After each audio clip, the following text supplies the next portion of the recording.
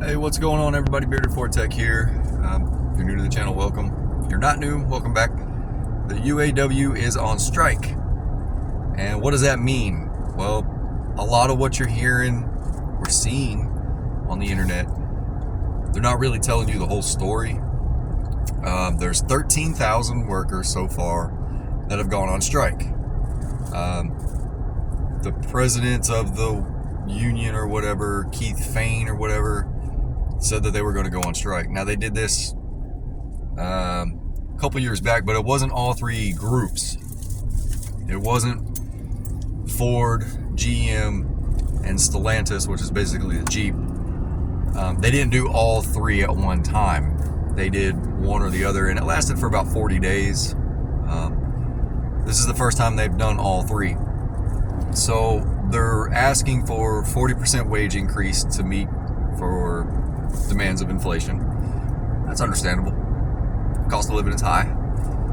They're asking for newer employees or employees that haven't been there as long to have fair pay. I kind of get that, but it kind of goes along with experience as well. They're asking for 32-hour work weeks or 4-day work weeks. We had this conversation on live stream the other night. Sean DS Trucks used to work in a factory, and he says you do get burned out on it. So I can see both sides of this. I can, but what I mean by they're not telling you the whole thing is they think that everybody just stopped all of a sudden, and they didn't. So on the Ford side, they're stopping production of the Ranger and the Bronco. On the Chevrolet side, they're stopping production, or the GM side, they're stopping production of the Canyon and one other vehicle, I forgot what it was. And then the Jeep side of things, they're stopping production of the Gladiator and the Wrangler. And this is just kind of showing them like, hey, we're not messing around. We can do a lot of damage with this. And I do believe that it's going to do parts as well.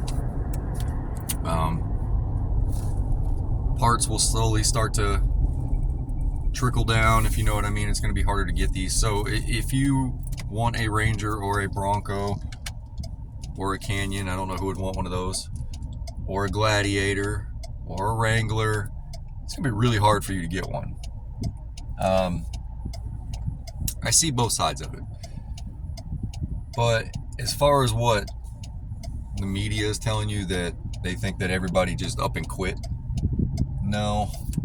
I know some people that used to work in union jobs, and when they did it, like Goodyear Tire Company, when they went on strike, they fully went on strike. There wasn't no, hey, we're going to stop production of certain tires. They literally stood out in the road and they were doing picketing and all that stuff, which is basically what's going on now. They're doing picketing and they're demanding it. They want a 40% increase in pay from some of the profits that these big companies are making. And I do get that. I do, because the cost of living is so high. People can barely make it. People can barely put food on the table. But I mean, at the same time, if you're not going to work, if you're on strike, then you're not making any money there either. I don't know. I've never worked a union job. So, but that's what it is. We're closely monitoring this thing, especially us in the automotive industry. It's going to affect dealerships. It's going to affect independent shops if the parts side of it trickles downhill. First of all, if you're not making a vehicle, then people can't buy that vehicle and the company loses profits on that. Or, yeah.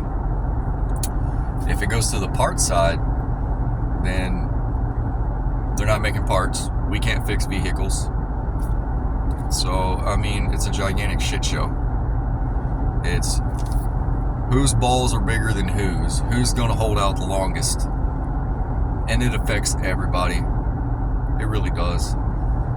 But just right now, it's making the big news, not because it's just a strike, but because it's all three of these big companies at one time.